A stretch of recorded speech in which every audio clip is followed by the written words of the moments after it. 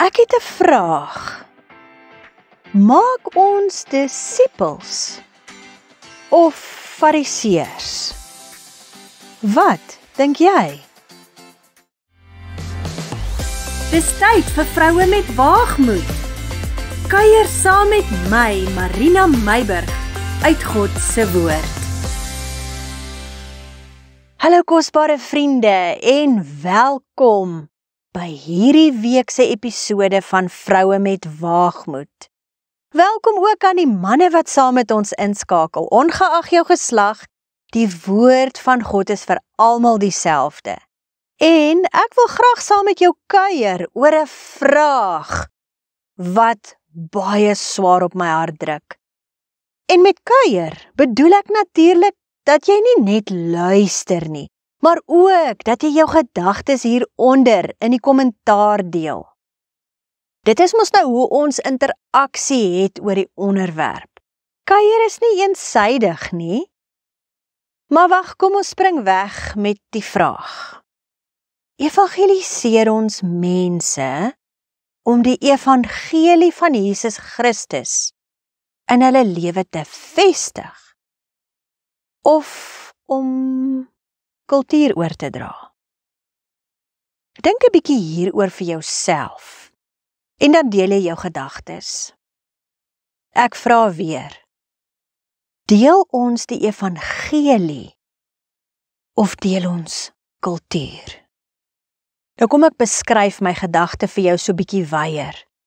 Leer ons werklik mense om disippels van Jesus Christus te word, om die woord lief te hê, om in Jesus se voetspore te leef, by wyse van spreek, en om 'n Heilige Gees vervulde lewe te leef? Of leer ons hulle slegs 'n godsdienskultuur, 'n tipe van leefstyl wat godsdiensboksies afmerk? Jy leef in jou eie prentjie of dan nou wêreld? Wat is jou ervaring hieroor? Dis vir my skrikwekkend hoe maklik dit is om in 'n kulturele afmerk leefstyl te verval, wat baie Christen lyk. Die boksies merk af, Sondagse kerkdiens, dalk 1 of 2 merkies. Christen gebaseerde taalgebruik om die regte woordeskat in die regte konteks te gebruik. Nog 'n merkie wat ons afmerk. Om wesenlike modes te verkies, reg aan te trek met ander woorde. Nog 'n merkie wat ons afmerk. Na die regte musiek te luister, nog 'n merkie. Sekere plekke te vermy, nog 'n merkie. En selfs met sekere kringe te meng, nog 'n merkie. Nou daar is nog baie blokkies wat ons op die lysie kan byvoeg, maar kom ons bly net by daardie. Ons merk die kulturele Christen leefstyl blokkies af en dink, dit vrywaar ons van die hel. Doen dit regtig? Vriende, geen van hierdie is slegte gewoontes nie. En daar is selfs ander gelowe wat ook hierdie gewoontes uitleef in hulle kulturele godsdienspraktyke. Nou goed, kom ons gooi nou nie die baba met die badwater by die deur uit nie. Goeie gedrag is 'n pluspunt, maar wanneer dit die wenpaal word, nie die wegspringblokke nie, mis ons eintlik die hele punt. Dan het ons tradisie bo transformasie gekies. Jesus het gereeld die mees godsdienstige mense van sy dag gekonfronteer, die fariseërs. Hulle het slaafsreëls nagekom om die eksterne kultuur van godsdienspraktyke uit te leef. Hulle het perfek gelyk, reg gepraat en aan die buitekant was hulle handelinge onberispelik. Maar hulle harte was ver van God af. Hulle het godsdienstkultuurboksies afgemerk, die een na die ander. Maar hulle het nie by die evangelie van Jesus Christus uitgekom nie. Inteendeel, hulle het daarteen baklei. As ons mense leer om godsdienstkultuurboksies af te merk, dink jy nie ons is besig om hedendaagse fariseërs te maak, in plaas van disippels nie? So wat is dan die alternatief? Dit kan ek vir jou sê, is die waagmoedige uitroep na ware disippelskap.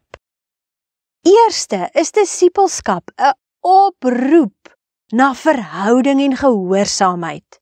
Nie net reëls nie, Jesus se finale opdrag in Matteus 28 vers 19 was: gaan dan heen, maak disippels van al die nasies en doop hulle in die naam van die Vader en die Seun en die Heilige Gees en leer hulle om alles te onderhou wat ek julle beveel het. Wat vat ons uit hierdie skrif? 'n Disipel is 'n student, 'n vakleerling in diensopleiding, iemand wat so naby aan die onderwyser leef, dat hulle begin lyk en leef soos hy. As ons Jesus liefhet, sal ons doen en leef soos hy ons beveel in die woord. Dit is nie 'n las of afmerk van reëls en boksies nie, maar 'n natuurlike reaksie vanuit 'n hart wat hom bo alles liefhet. En dan tweedens is disippelskap 'n oproep om die woord van God lief te hê. Ware disippels word nie net gesê wat die Bybel sê nie. Hulle het die woord van God lief. Hulle ken dit. Hulle leef dit. Jesus het vir die Jode wat in hom geglo het en ook vir ons, sy disippels vandag, in Johannes 8 vers 31 tot 32 gesê: as julle in my woord bly, is julle waarlik my disippels, en julle sal die waarheid ken. So niemand gaan jou kan mislei nie, want jy gaan die waarheid ken. En die waarheid sal julle vrymaak. Nou vriende, 'n kulturele Christen ken waarskynlik die Bybel, maar 'n disipel van Jesus Christus leef binne in dit. 24/7, 365, soos wat hulle sê, nie? Vir 'n disipel is die woord die waarheid, 'n rigtingwyser en 'n manier om die hart van die Vader te ken. En dan, derdens, disipelskap is 'n lewe wat aangedryf word deur Heilige Gees. 'n Kulturele Christen probeer om 'n goeie lewe te leef in hulle eie krag, wat eindelik lei tot uitbranding, enwetisme en dan so bietjie net van die lyn afspring om net weer jouself te vind. Maar 'n disipel weet hulle kan nie op hulle eie stoom geestelik regop staan nie. 'n Heilige Gees vervulde lewe produseer vrug, nie boksies wat afgemerk moet word nie. Dit produseer liefde, blydskap, vrede, lankmoedigheid, vriendelikheid, goedheid, getrouheid, sagmoedigheid en selfbeheersing. Die vrug van die Gees, jy weet mos. As ons deur die Gees lewe, dan wandel ons ook mos deur die Gees. Dis nie die produk van probeer nie, maar die resultaat van 'n dieper oorgawe aan die Gees se werk binne in ons. So vriende, kom ek en jy vra onsself die vraag af en ons antwoord dit eerlik. Nooi ons mense na 'n verhouding of 'n reëlboek toe? Wys ons hulle die pad na die kruis of die pad na kulturele godsdienspraktyke? Nou daar het ek nou my 5 sent op jou skoot neergesit en my gedagtes gedeel. Vertel 'n bietjie vir my, Wat is jou gedagtes hieroor? Vader, ons wil alle mensgemaakte reëls en praktyke eenkant toe skuif en laag voor U troon buig.